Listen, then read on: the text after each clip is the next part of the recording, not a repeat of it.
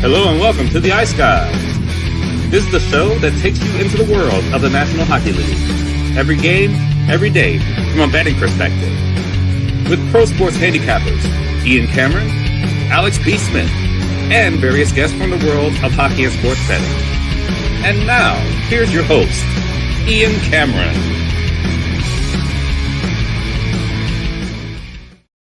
Welcome to the Ice Guys, Wednesday, October 22nd. Ian Cameron, Alex B. Smith with you, ready to break down the Wednesday NHL slate. We've got a trio of games on tap for this Wednesday night. We will get to those in just a little bit.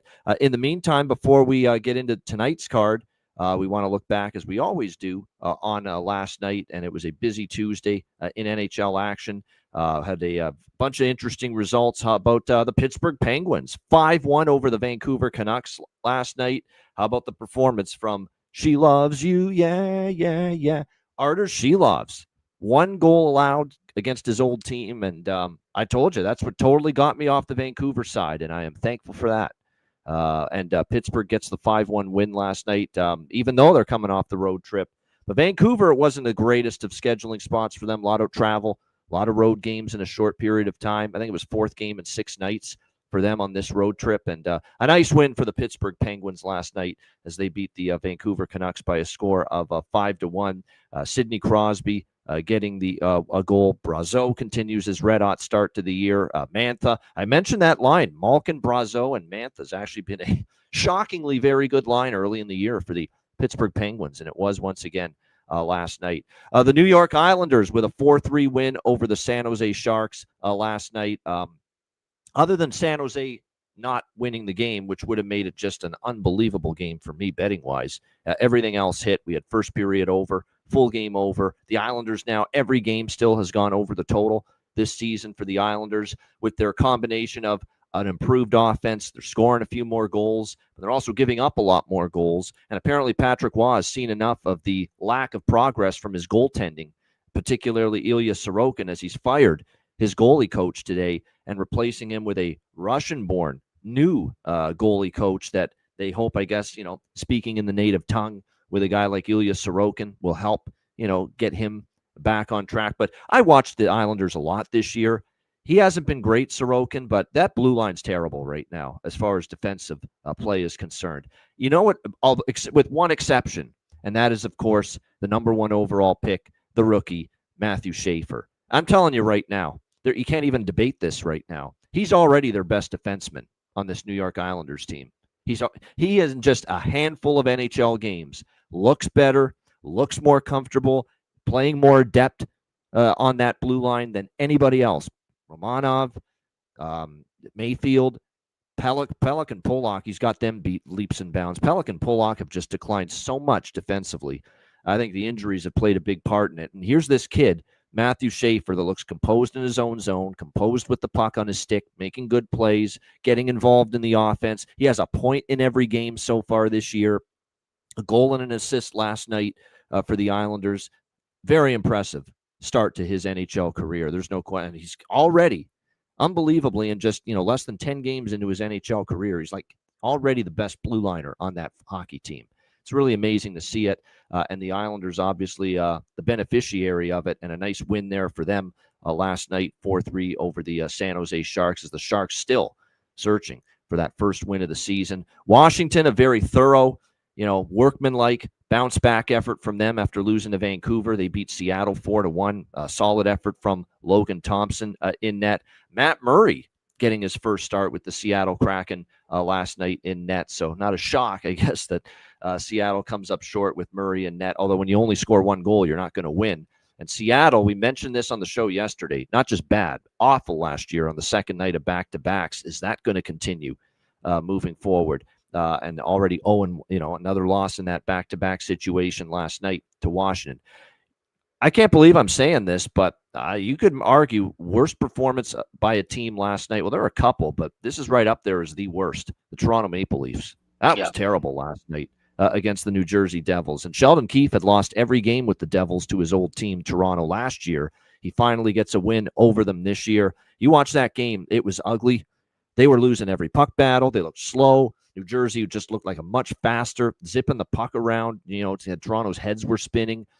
It was not one of Anthony Stolar's. It's funny, Anthony Stolar's rips the team after Saturday, and then he probably has his worst game of the season last night, although it's not all his fault when you only score 2 goals and you don't generate much and you get nothing going in the third period when you're down multiple goals. That's a problem. And you can't get chances. You can't come back and win games when you don't have the puck. And the Toronto Maple Leafs just didn't have the puck enough last night. And New Jersey just looked like a faster, better team last night, start to finish. That was actually an even worse game for the Leafs than the game against Seattle on Saturday night, in which Stolarz kind of reamed them out after that game.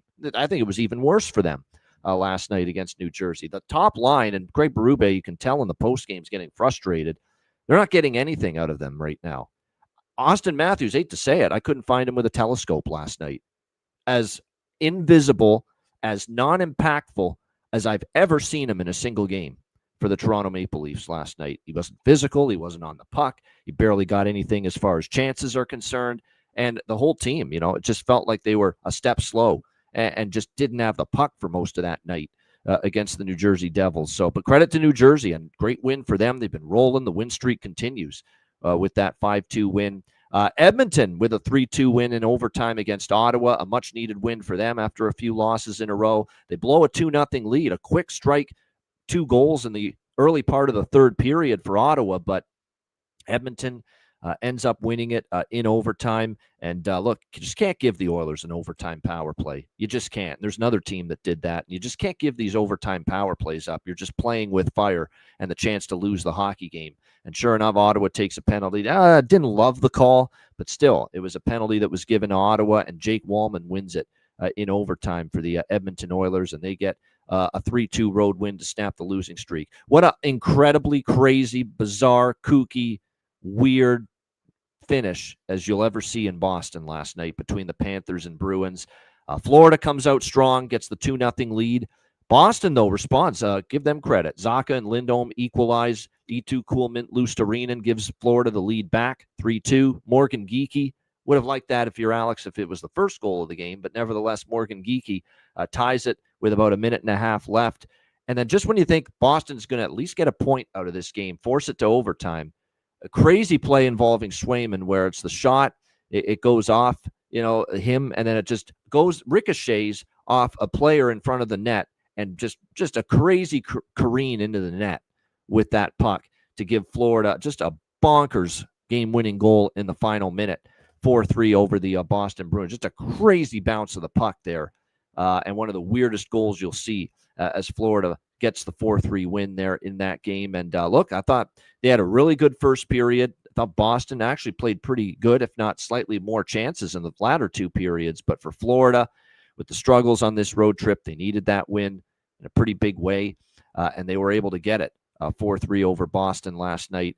The LA Kings, 2-1 win in overtime against the St. Louis Blues. I thought St. Louis played a pretty good third period after they were awful in the second. And they weren't that great in the first. It really took till the third period for St. Louis to get going, but they did. They ended up tying that game with the early Justin Falk goal, and it looked like that, momentum was on their side. They had a good third period. They had some chances, but it goes to overtime, and again, just can't take a penalty in overtime.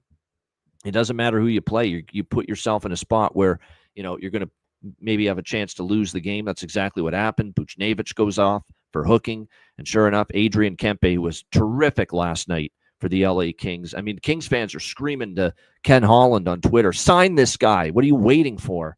And when he has a night like that, 3 points, he factors in to every LA goal, or 2 points, I should say. He factors into every LA goal.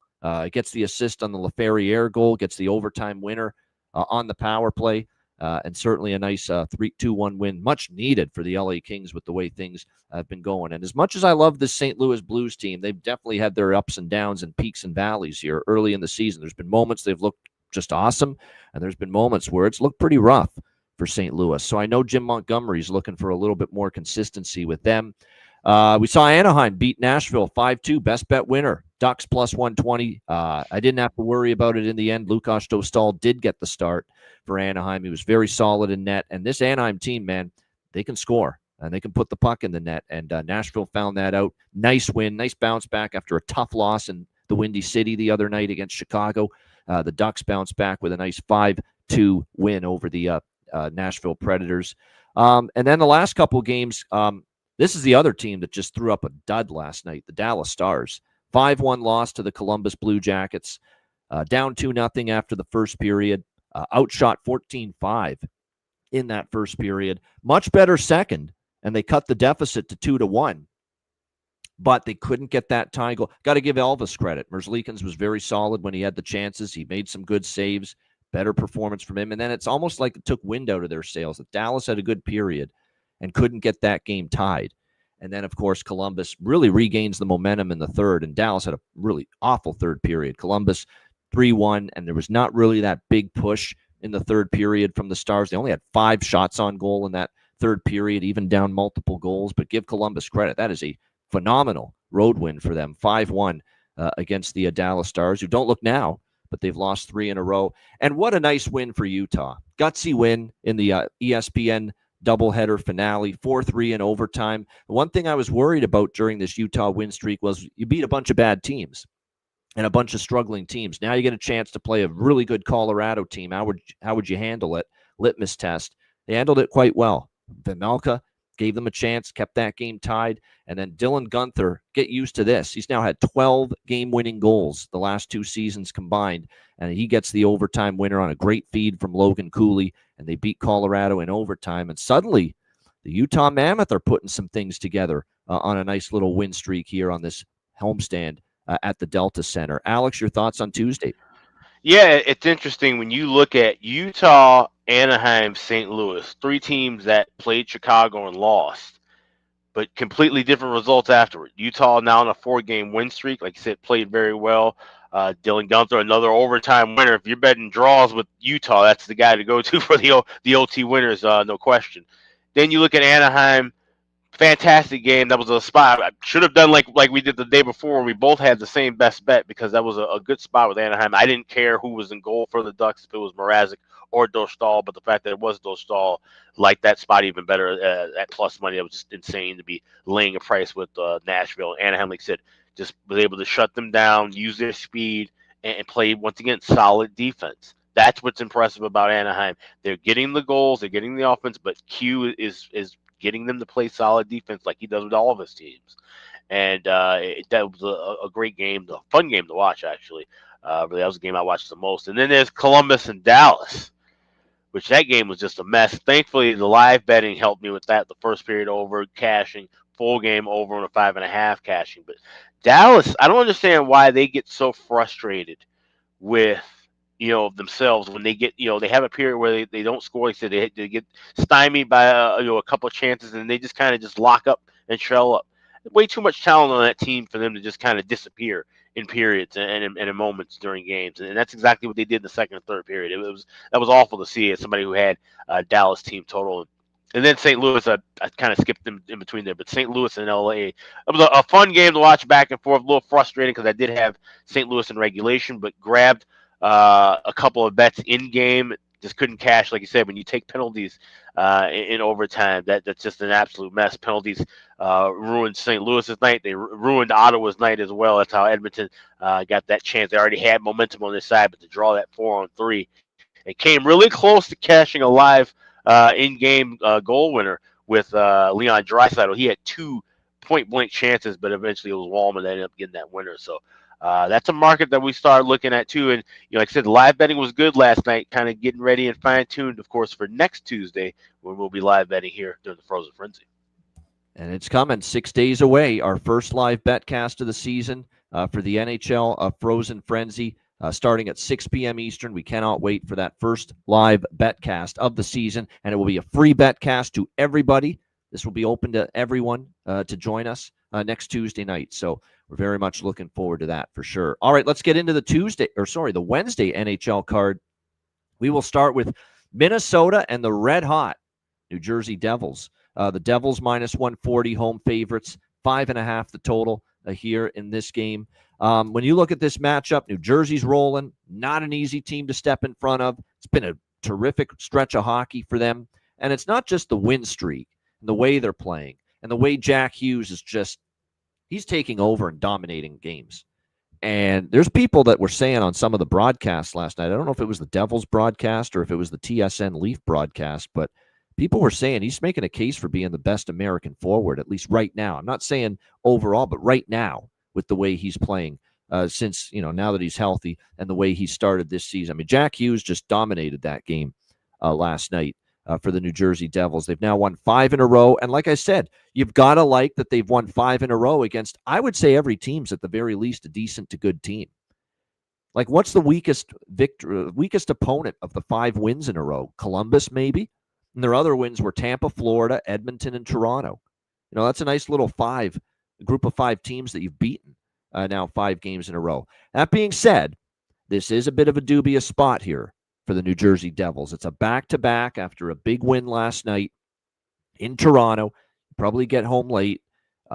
It's a Wild team that's got the rest advantage, a Wild team that had been struggling, losing 3 in a row, but they got off the schneid thanks to a 3-1 win against the New York Rangers on Monday night. Rest advantage for the Wild. And I want to bring up, and this is all Chris Otto. He deserves the credit for this. I have to bring up this angle because it makes sense now that he brought it up to us that it would be successful or it has the chance to be successful, but there's a back-to-back system he's been tracking, and it's teams on a back-to-back off a loss versus off a win.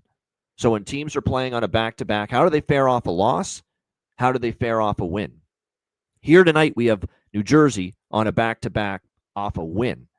And so far, early in the season, very small sample size, but teams in a back-to-back off a win, like New Jersey is tonight, have lost the first period 68.75% of the time, and they've lost the game 62.5% of the time this season. So that angle says take Minnesota here tonight and maybe look at doing a first period full game money line split. And I'm going to do just that. This was not initially going to be on my card, but I think it makes sense when you look at it. This is as great as New Jersey's playing. It's a tricky situation, a big win for them against Toronto. They hadn't beaten Toronto, and Sheldon Keefe hadn't beaten Toronto since they fired him. So he could say all he wants, it's just another win, but deep down inside, I know that's not the case. He probably felt pretty good finally getting one against the Leafs last night. I think there's reasons to like Minnesota here. To travel of getting in late too. It's, again, since the pandemic, this cross-border travel is not as easy as it was before, 2020 either. So I think there's a lot of situational reasons to like Minnesota here. Chris Otto brings up that angle. We want to back the teams on a back-to-back off a loss. We want to fade the teams on a back-to-back off a win. By the way, the back-to-back off a loss, teams on a back-to-back, but they lost the previous night, those teams have won on the back-to-back the first period 73% of the time. They've won the game 38.46% of the time. So strong with the first period in particular. Teams on the back-to-back off a loss. And apparently he's told me that Seattle last night was the first outright loss of the season for a team that was on a back-to-back off a loss. So there you go, that they were not able to win the next game. So it's an interesting angle. Chris is tracking it. It's been off to a small sample size so far, but it's been an angle that's been profitable so far. And it says bet Minnesota here and fade New Jersey in the back-to-back off a win. So I will do that. Minnesota first period full game, money line split. Again, this was not on my card initially. This is not my strongest bet on the card tonight, but I'll get involved in it, and I'll test this little system out. Alex, what do you think? Minnesota, New Jersey. Yeah, I'm curious to see how that system plays out in this game tonight. And I like the over by factors here, but I'm waiting to play these live. I'm seeing minus 130. I don't see anything cheaper than that as far as a 5.5 goes to the total. So I want to get that down to something closer to pick 'em range or even plus money. Same thing with the over 1.5. And I actually want to see a little bit pace as well before jumping in with that first period over. I will certainly be on the over 5.5 in game once it gets into a price range. But first period over, I would probably wait even a little bit longer. So normally I'm looking for first period to make that first bet and then the full game over. I'm making the full game over bet first and then still waiting to see what happens within that first 20 minutes. Might be able to get plus money out of both of those. That's the only thing I like here. Yeah, I lean over as well. First period, full game. Like I said, don't love it, but because of the fact Minnesota's not been scoring as much and they've kind of trended under lately, and New Jersey's been playing good defense. But you are getting Nico Dawes tonight in net for the New Jersey Devils. And I don't want to make it sound like he's not capable, but Jake Allen's been very good. Is he going to give you what Jake Allen's given you so far this year? We'll have to wait and see on that. He was good last year, I'll say that. 3-1, 1.6 goals against, .939 save percentage in 6 games with the Devils last year. Those are really good numbers for Nico Dawes. But, small sample size. This is going to be his first start of the season for the Devils here, recalled from Utica of the American Hockey League, so we'll see how he fares. Perlo in the house as he is on Wednesdays now with us. Perlo, good timing, our first game. What do you think? Wild Devils. Yeah, bring up some good points there. New Jersey coming off that big win. And last game, Minnesota started shooting again against the New York Rangers. Now, that was against the New York Rangers. So it's a little easier to be putting some high-volume shots there against that defense compared to this New Jersey defense. That being said, I think they're going to go back to it again. I don't think they're going to just settle in here and not do what was successful for them against the Rangers. So I like Minnesota first period here quite a bit. I think New Jersey's coming in a bit fat, just had a big win. As far as the over first period, New Jersey's not a good over team, and they're not a good scoring in the first period team. So I'm not really a huge fan of that. But if we can get normally with the New Jersey game, I would bet no goals first 10 minutes because they do that constantly all the time. However, with Dawes being in there and Minnesota looking like they're coming out shooting the lights out from everywhere, I'm probably not going to take that this time. Hopefully we get that over that you're talking about first period and Minnesota scores both of them, but I'm not going to bet them to get 2 goals in the first period. I do like them though, and you can get this at plus 100 to get the first 5 shots in the period. So you can get Minnesota first 5 shots at plus 100. This is the first time I played that this year, Minnesota first 5 shots. What else do I like? I like Minnesota for the game too. I think Minnesota has got themselves back into the game again, back into it again against the Rangers. I don't think they were in a little bit of a malaise. I don't think they're going back into this malaise here. I think it's a good spot for Minnesota. And I'm going to be parlaying that top line. And Bium. Now, if you want that, go to Perlo's NHL POW. I'll be posting it afterwards. But a good example of it is you take Boldy for a goal, Bium for an assist, and Eck for an assist. He's been piling up the assists. You can get that at plus 850. So if they're going to score, it's usually going to be that line. Also, Hartman, that's all he does is shoot. That's all he wants. His coach must give him like huge bonuses every time he shoots because he shoots like crazy. Whether he hits the net or not is another thing, but he usually done over 1.5 shots 71% this year of the time. 71% over 1.5. And I'm going to ladder that a little bit. I'm not going to put huge on it because New Jersey is a pretty good defensive team. And I think that they're going to be a little bit back on their heels. And usually when you get New Jersey back on their heels, they have a tendency to have a hard time getting out of it. So I'm going to take it. I'm going to take it for a ladder, but I'm just going to put a little bit on it. But like I said, and Mercer for a goal. I mean, he's just been doing it. And here's one, because I think Minnesota is going to be shooting a lot. This is going to be my first block shots bet for this season. Pesce has been blocking shots like crazy, and over 1.5 is minus 175. So I'm going to ladder that, and you can get plus 175 at 2.5. So I'm going to put a little bit off. He's gone over 1.5 block shots, Pesce, every game this year. Every game this year. Yeah, game. That's right. Yeah. And way over a lot of the time. Yeah. So I like that play a lot. There you go. So that backs up what Perlo is saying. This year, what can you say? 10 games, 10 over 1.5 block shots for Brett Pesce this year on the blue line for the New Jersey Devils. I like Dawson Mercer as far as props on the New Jersey side. He's been, like I said, I think he's undervalued on that second line. He's gotten off to a good start. This could be the night to dabble in those Minnesota Wild power play point props. And the reason I say that is because the power play, it's slowed down, but teams have also maintained better discipline lately against Minnesota, not giving them those power play chances. Well, if you're New Jersey, you're on a back-to-back. What happens when you're on a back-to-back sometimes? Maybe you're a step slow, and now you hook and you hold a little bit more, and you interfere a little bit more than you would if you've got, full rest of not playing the previous night with travel, I might add. So this could be a night where Minnesota gets New Jersey to draw those penalties, and you end up getting those power play chances. So this could be a night where maybe you look at maybe Minnesota drawing more penalties because of the fact that New Jersey on the back-to-back, maybe a step behind. All right, Detroit and Buffalo. We've got even money, -110 both sides, 6 the total. Gustafsson, by the way, in net for Minnesota tonight in that first game. This game is the TNT game. Only one TNT game tonight. I guess the thing that stands out about this game, and it was certainly discussed in our Ice Guys chat, why does this price look so cheap on Detroit, with the way they're playing right now? I mean, they are playing excellent hockey, and they're kind of like what we've talked about a minute ago with New Jersey. They've done it against pretty good teams as well. It's not like they're beating up on, the weakest teams in the NHL. They're not facing the San Jose's of the world every night. Detroit during this win streak. I mean, you beat Toronto twice, you beat Florida, you beat Tampa, you beat Edmonton. That's a hell of a win streak against some pretty good competition.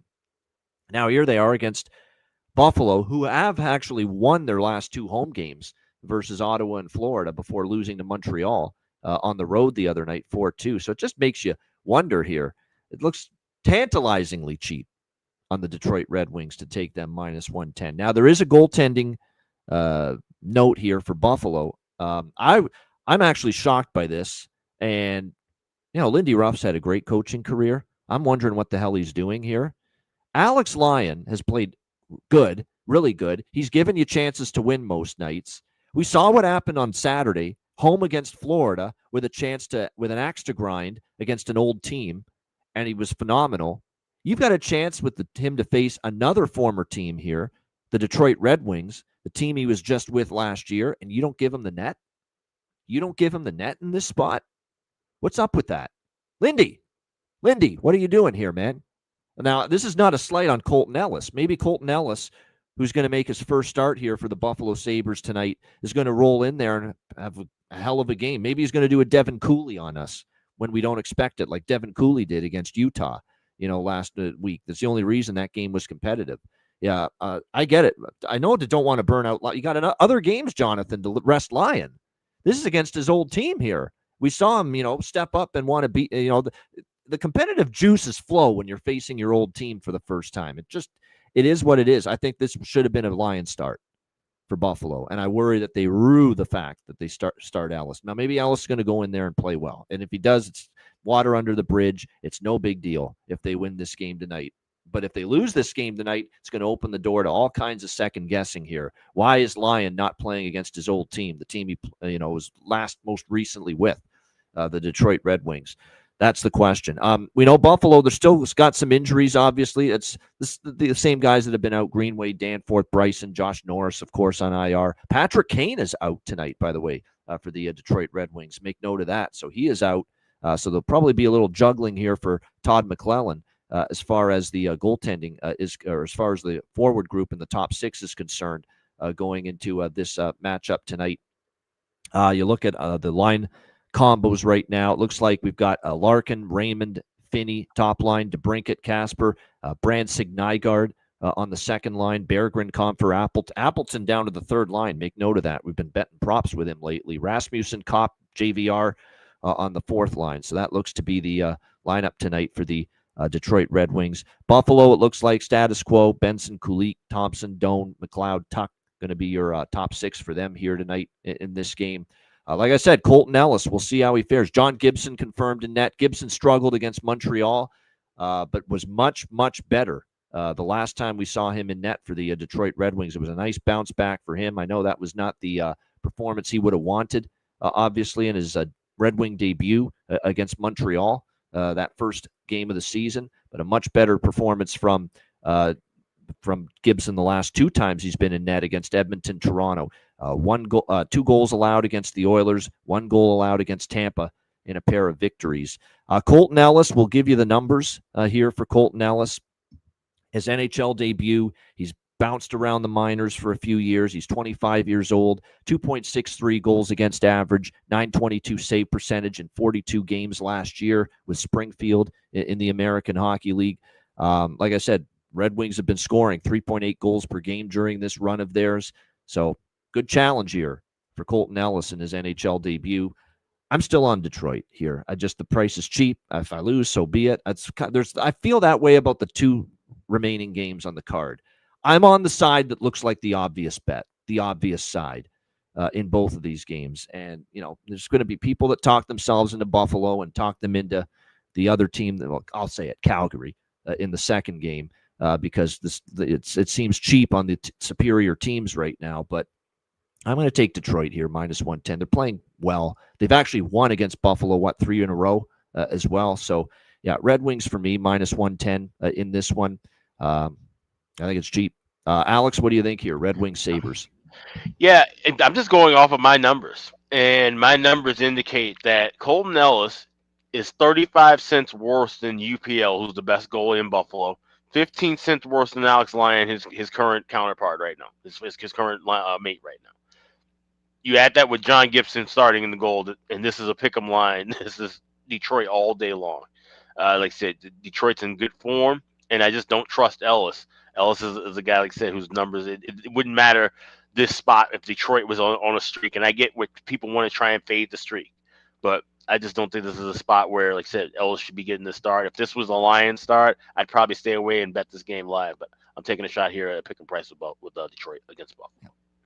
Yeah, we don't know how Ellis is going to be, Steven. This is definitely a bet numbers, not bet teams type of bet. And I'm going off of things I've seen with him playing in the AHL. I don't like his form. I don't think he's a top tier. I don't even think he's a quality backup goalie in my opinion. So That's why I'm saying, he says, how do I know he's bad? Based on eye test, I don't think he's that good. Yeah. I'm always leery of these guys that have been playing in the minors for years, and all of a sudden at 25, they're making their NHL debut. We'll have to wait and see. But like I said, this is definitely like Detroit. I have Detroit closer to -130, 35 in this game as a road favorite. The way they're playing, the teams they've beaten, I'm totally comfortable win or lose. If I lose, so be it. We've lost bets before. We'll lose many more. But at this price, -110, got to take Detroit, at least in my opinion. Perlo, what do you think here? Red Wings, Sabres. Yeah, very interesting game. I mean, there's a lot of ways you can look at it. You got Detroit that just beat a whole lot of better teams than this in a row. In theory, this should be a letdown spot for Detroit. They have the Islanders next game, so if they lose this one, they still got the lowly-ass Islanders to play after that. Buffalo's got Toronto back-to-back. Those are big games. And then Buffalo's got Toronto back-to-back after this. This is my theory on the reason why Ruff is doing this. That's their annual Stanley Cup, the Sabres, when they play Toronto a bunch of times. Yeah, that's right. So there's a look-ahead spot there on top of it. On top of that, I think Ruff is doing this because that game in Montreal, they relied way too much on Lyon. And I think he's saying, look, I'm fed up with this. It may not work. I don't care. I could be out of here right away. I don't even care anymore. You guys aren't going to play offense and be hard on the stick with this kid. Then there's nothing I can do. Really. You're putting this kid in here. He is challenging them to play hard on the stick. If Buffalo plays hard on the stick, they actually generate chances. They're pussies. They have no confidence whatsoever. And Ruff has been trying to pound it in them for so long now. I think he's just doing whatever he can to get it out of them. Do I believe? I actually wanted to call this podcast Perlo's Who Do I Trust podcast. And do I trust Buffalo Sabres? God, no. No. Do I trust them to do something here? Absolutely not. So I am definitely taking Detroit here, just like you are. But more than anything, again, this is going to be I'm going to be going with props on this. There's a lot of great props here. And Jonathan brought it up. He calls it the Perlo special now, I guess, where I combine parlays for players. I love that Finney kid. I think he could pot one here. He's on a roll. He's flying. And take him for a goal. But also, he's playing with Larkin. Take him with Finney and Larkin for an assist. You can get that at plus 600. Anybody on that line and Finney, and then Larkin, Raymond for an assist, all of that kind of stuff like that. Like I said, go to Perlo's NHL POW. I'll have these parlays up for you there in my community group. You can just hit my community group. But one thing I will say that I think Buffalo will do here, I think they're going to shoot. The question is whether they're going to score. So ever since Kulich it hasn't been that long ago, but they sat him. And the reason why they sat him is this kid's got a shot and he wasn't using it. And he came back and he shot. So I'm taking Kulich for a goal, or Kulich over shots. And I have a little parlay here that's really, really good that I'm going to throw out here. And like I said, go get the rest of my parlays. Kulich for a goal. Benson can't score to save his life, but he can create rebounds and stuff like that, and he gets assists. So Benson for an assist, I think he's on a 4-game assist run or something like that. And Dahlin for assist. You can get that up plus 1250. Also, Dahlin over shots. Somebody mentioned it here, Vegas guy. Dahlin over shots is a premium today, so you got that one. You mentioned a block shot earlier, and I just happened to see this on the prop tool I'm looking at. There's a guy that's gone over 1.5 block shots every game this year. He's missed a couple games due to injury. He's played in 4 games for the Buffalo Sabres, and he's gone over 1.5 block shots in every game, and that's Matthias Samuelsson. So there's a little something. Oh, there you go. Oh, by the way, I also have the draw here. Yeah. This seems like very much Detroit would be happy with the draw. Buffalo will probably, if they're up, they'll screw up in the third or something like that. So I could definitely see a draw here for sure.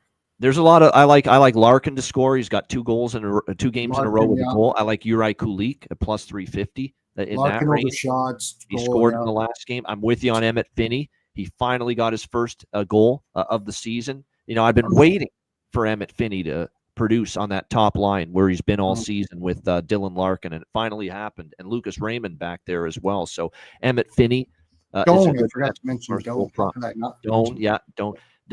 Pop Doan might be in the building too, because I know Shane Doan was in Toronto last night, so he might just take the trip down the QEW, watch his son play here tonight, especially with the Leafs not playing. So that's something to keep an eye on. I think there's another couple that I was looking at here is this game, but yeah, Finney for Detroit. Casper. Casper's been slow out of the gate, but he'll get going eventually. I'd probably wait to see him get going before taking him. But yeah, Benson plus 350 on that top line for Buffalo. I think worth a look here as well tonight in this one. All right, our last game, Montreal and Calgary. We've got Montreal around minus 120 road favorites in this game, and the total sitting at looks like 6 here, pretty much across the board here with the Montreal and Calgary game. Let me just see here. 6 shaded to the under, 5.5 in some spots. So make sure you shop around here, depending on which book. If you like over, get the 5.5. If you like under, get 6. I think Montreal might be able to score, but right now the question is, do you trust Calgary? 2 goals or less in 6 straight games. It's been rough. They're not getting much from anybody, and they're certainly not getting much from their depth scorers, their depth forwards right now. Their power play struggled. Their blue line outside of, like I said, I think their blue line outside of Anderson and Weegar, even them, there's teams that are so good on the blue line, they may not even take Anderson and Weegar on their team.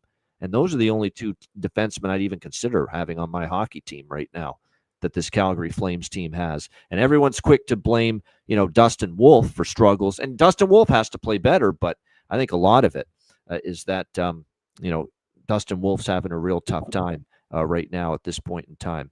Montembeault and net's the one concern, because he's not started off the season all that great for Montreal. But something's got to give here, And Montembeault acknowledged the struggles, even in the game against the Rangers in particular, where he said, I do have to be better. Because remember, when they played Buffalo, Dobish was in net that night for Montreal. So he does have to play better.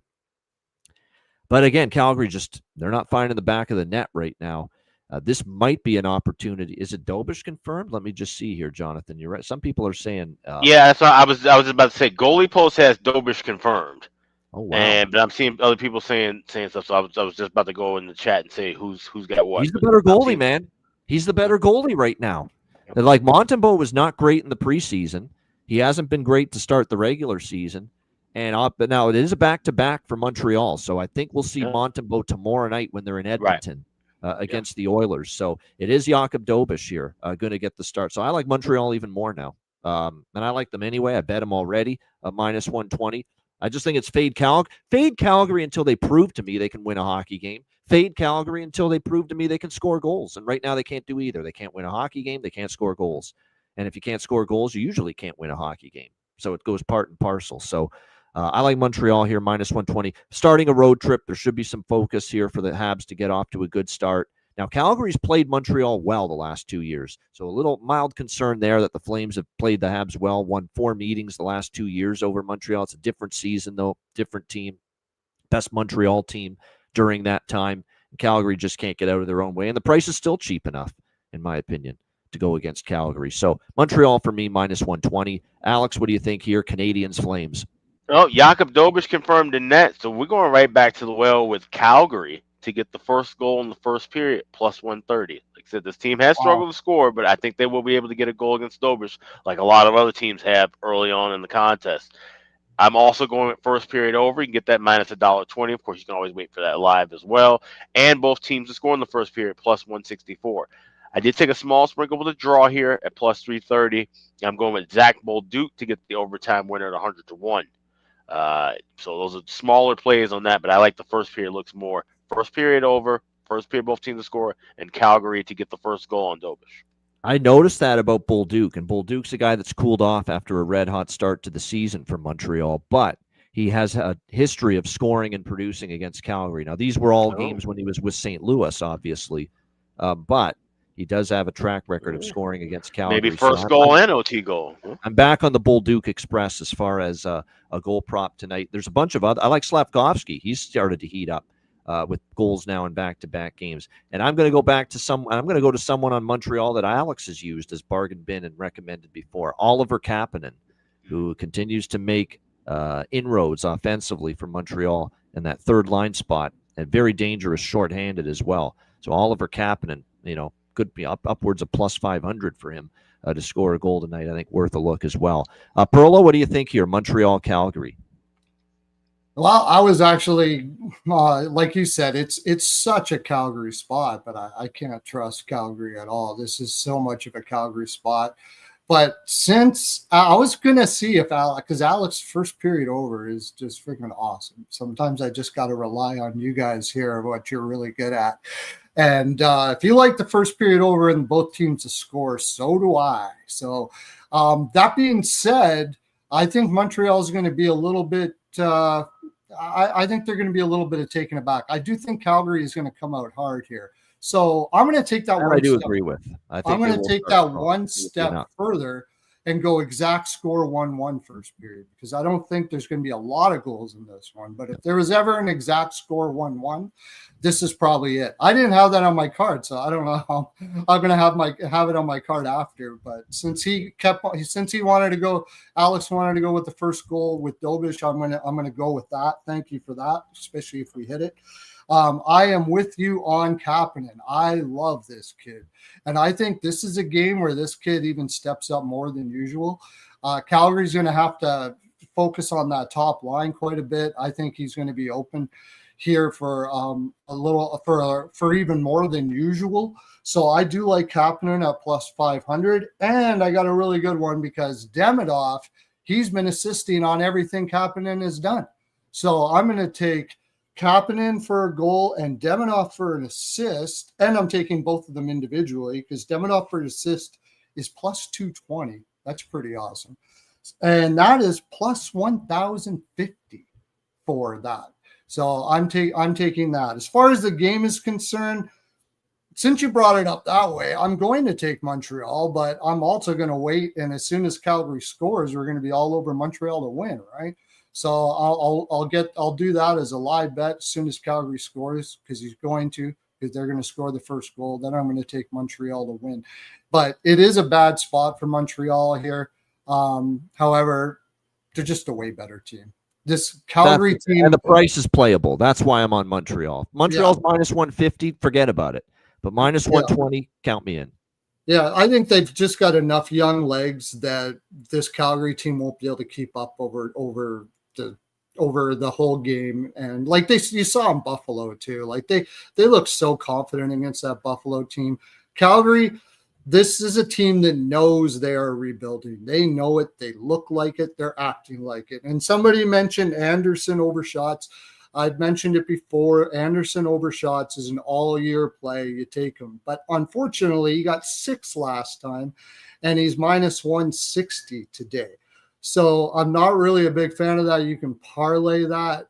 I would parlay that. I like taking him in the minus 130 range, but I'll probably do something with it. But one thing I will do is when he's shooting that much, he actually scores. And if they're going to keep on going back to him like that, I'm going to take him at plus 750. And while we were talking, I don't know what the number on this is. I'm going to take him to score the first goal. Since we believe Calgary's going to score a goal, and he's been shooting like crazy as he is. And I think Calgary's going to have a tough time down there with Montreal with their defense. And it looks like what's happened is the coach has said, look, we're not scoring. Let's go back to the point. Let's grind out goals. And so I'm going to take Anderson to score the first goal too. There you go. All right. Good stuff there as far as Montreal and Calgary.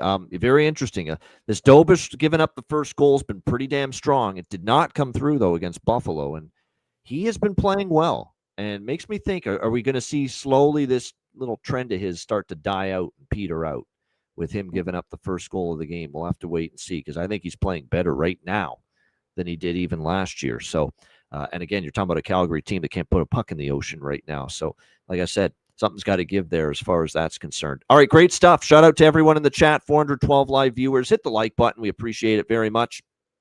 Great addition to the show as always. Make sure you check out, by the way, wizardsportspicks.com. Premium picks, single game premium picks, 3-pick packs, 5-pick packs available now on the website as well. Ian Cameron, myself, of course, Alex B. Smith, Matt Robinson, and a bunch of great handicappers. 2-0 NHL sweep with premium picks on the website last night at wizardsportspicks.com. Actually, 2-0-1. There was a push with the Stars over, which was 6 when I released it there on the site. But we had Anaheim as a dog. We had the over in the Islander game with the others. So nice 2-0 with the premiums at wizardsportspicks.com. Nice 15-8 college football and NFL streak going into tonight. So check it out, wizardsportspicks.com. And also, of course, check out the Patreon page, patreon.com/iceguys, just $10 per month. Great time to get on board. Our daily betting card has been great.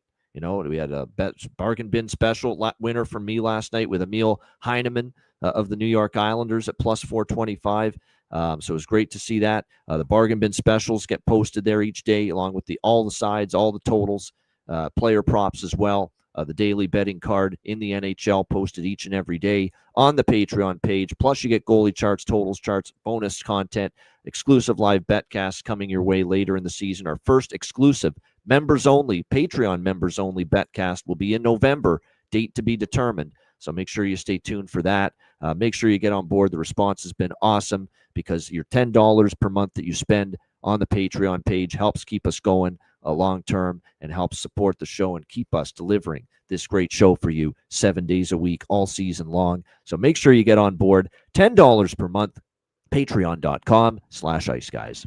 And also check out the Ice Guys store. Starting today and up until the 26th, you'll be able to save 25% off all orders to $70 or more. So this is, like I said, the deal we had at the beginning of the year. It's a great time to stock up, get a couple items for yourself, get an item for your loved one, get a gift for somebody. This is the perfect time to do it. 25% off of $70 or more. All orders from now until October 26th. iceguys.myspreadshop.com. All right, great stuff. Check out the store, get some gear, get some great merch over at the Ice Guys store. Bargain bin special of the night and best bets coming up right after we hear from our great Ice Guys sponsors.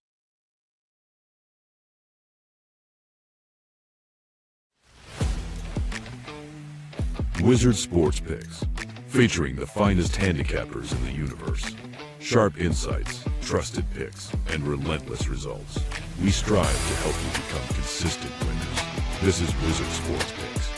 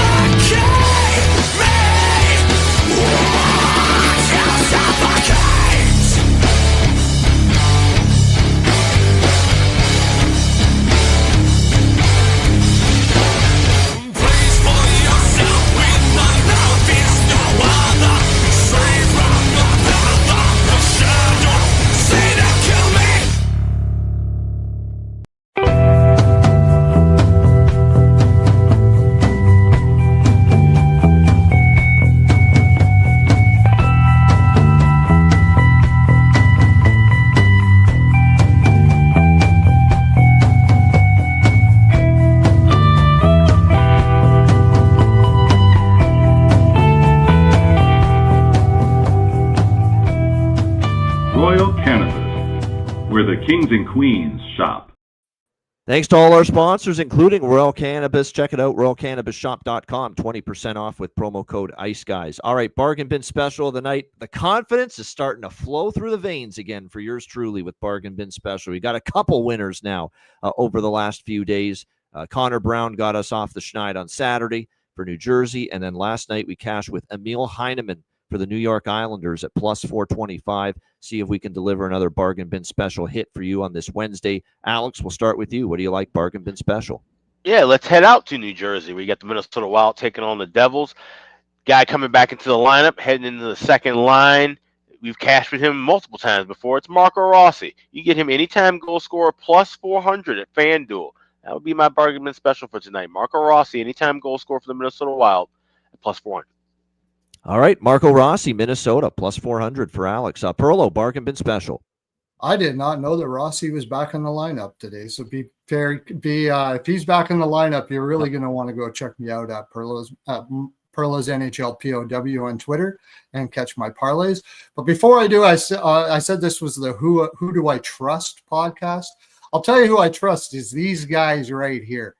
He talks about Patreon, $10 a month for the Patreon here. I don't know if you guys have been watching, but these guys are hitting like a mofo, man. I was going to say, if someone put money on Heineman last night, you've made easily the money you pay him $10 a month back and more, and then some for the. How many units are you up in props this year, Alex? It's just absolutely ridiculous.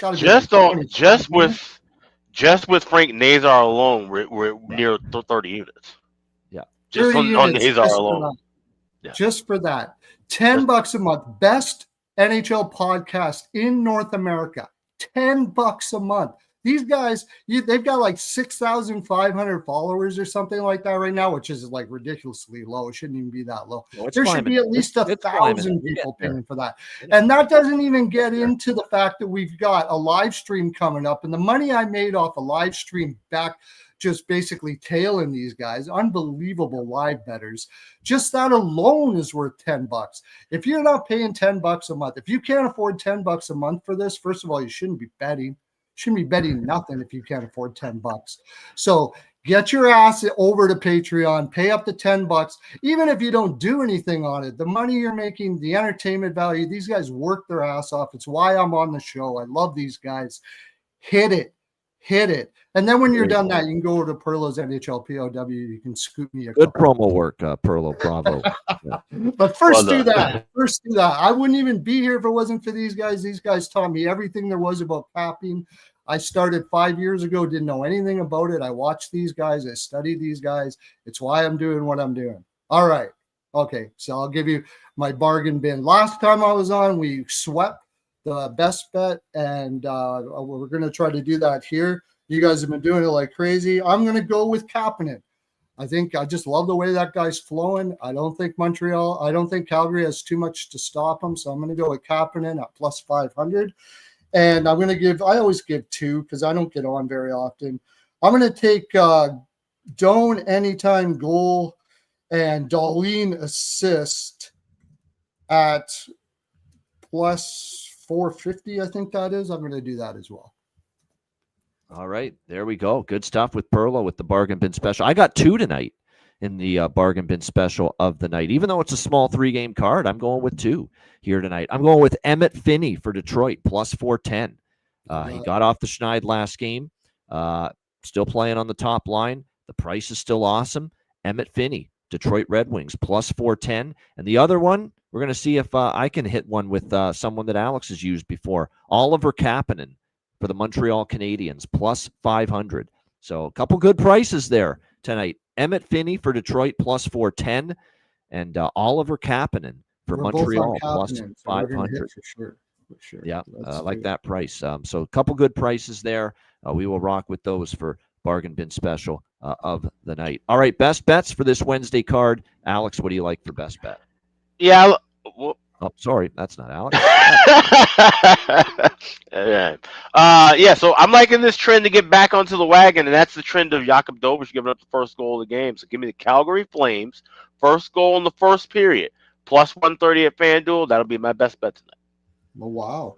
All right, there we go. The first goal of the game, Calgary Flames, and Jakub Dobish has surrendered it often. We'll see if that happens again. Best bet for Alex B. Smith. Perlo, what do you like for best bet? I'm going to take that. I got two. I'm going to take that first period money line for Minnesota for one. And somebody says I need my own podcast. I have my own podcast. I'm doing at 11 o'clock at night. We do a everybody can join, kind of get together, talk about picks for the next day thing. So you can follow me. Go over to Perlo's NHL POW. I'll show you. I'll give you the link, or you'll find the link there, and you can watch it in the evenings. The next one, I'm going to go with that Dahlin over 2.5 shots prop. He's been just flying over that. And that is a premium pick for you, my friends. That's a client play. So Dahlin over 2.5 shots at -125. All right, there we go. Good stuff. All right, best bet for me, Montreal Canadiens. Bleu, blanc, rouge, rotana, c'est demain. Bleu, blanc, rouge, Canadien. Montreal Canadiens, -120 against the Calgary Flames. We'll see if they can add to the woes of this struggling Flames team and get their road trip started with a winning note. So Montreal -120 against Calgary for my best bet here for this Wednesday NHL card. Look it up on YouTube. Just Bleu Blanc Rouge, and you'll see the Habs logo. It's on the Spotify playlist, our Ice Guys playlist. Yeah. So.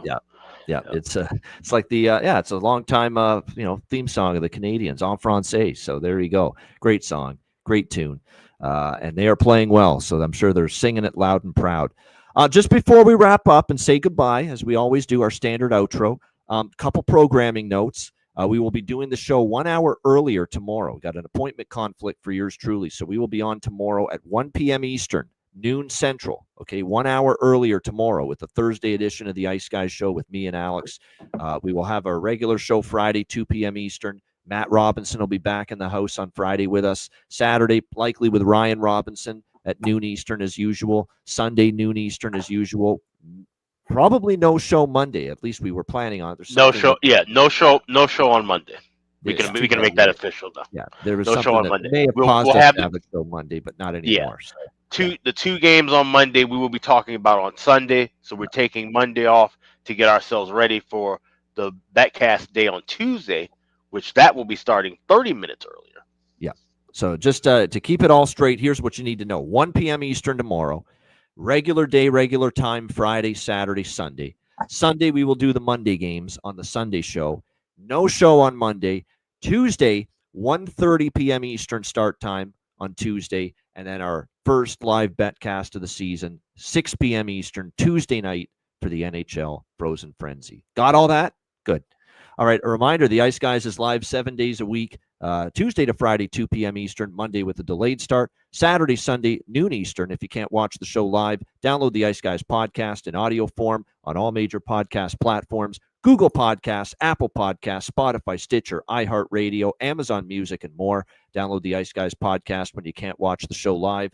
For Alex B. Smith and Perlo, I'm Ian Cameron. Have a great Wednesday night. Enjoy the games and good luck. And we will be back with you tomorrow on Thursday. Note the start time, 1 p.m. Eastern, for another edition of the Ice Guys.